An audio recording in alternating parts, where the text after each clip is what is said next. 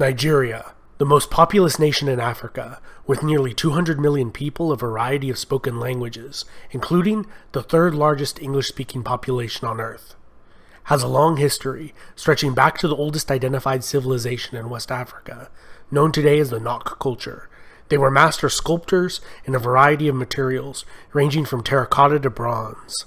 The Nok were centuries ahead of their neighbors, and were smelting iron weapons by at least 550 BC, and perhaps as early as 1000 BC. This enabled the Nok to hold influence over an area northeast of the Niger River, as large as modern-day France. Although little is known about the Nok, their trade routes exporting bronze and gold reached all the way to Western Europe. Unfortunately, since the 1970s, there has been a large amount of looting of Nok sites. In the 1990s, some crews employed over 1,000 diggers each day, with Nok sculpture showing up in Europe, the US, and Japan. The Nok disappeared as mysteriously as they arrived. However, their knowledge in sophisticated metallurgy and mining techniques would be passed down to successor civilizations. The powerful Yoruba city of Ife would perfect casting techniques, creating realistic portraits of their nobles and leaders that have survived till today. The sophisticated level of realism captured in metal, not seen since the classical world, would not be matched elsewhere until the Italian Renaissance. Ife was ruled by Oni, a line of divine kings said to be descended from a god. The last prince of the Yoruba city of Ife would found the Oyo kingdom that reached its height around 1400 and maintained long-distance trading routes, protected by the kingdom's formidable cavalry force. To the southwest, the Edo people of the Empire of Benin would also learn metallurgy techniques from the Ife, and constructed one of the most impressive feats of engineering and the largest earthenware structure ever erected, the Walls of Benin, which enclosed an area of over 2,500 square miles. In all, over 9,000 miles of walls comprise this megastructure.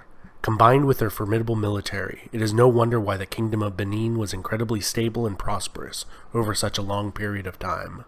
To the north of Edo, according to legend, was a kingdom ruled over by a line of female queens, one of whom married an adventuring hero from Baghdad in modern-day Iraq.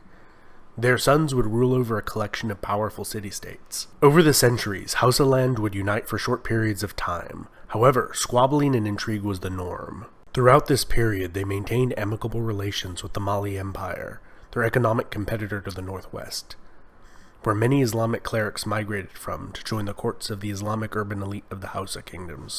The Igbo kingdom of Nri was ruled by a priest king, and expanded its territory through sending converts to spread their faith in surrounding cities and towns.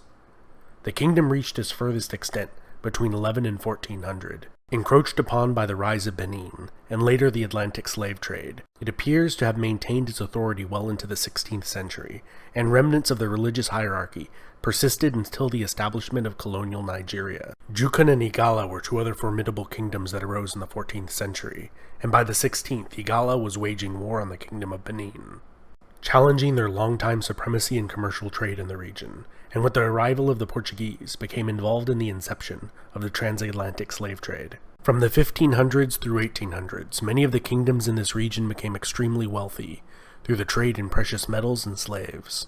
However, as the abolishment of the slave trade became widespread throughout the Western world, their fortunes began to stagnate.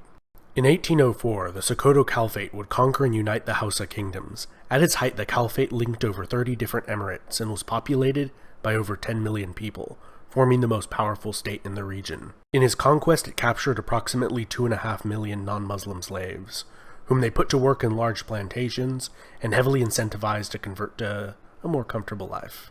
In 1851, under the pretext of ending the slave trade in the Kingdom of Lagos, the British bombarded the city and installed a ruler they favored. 10 years later, they annexed the city in 1861, establishing the crown colony of Lagos. Lagos has been a prosperous commercial center ever since.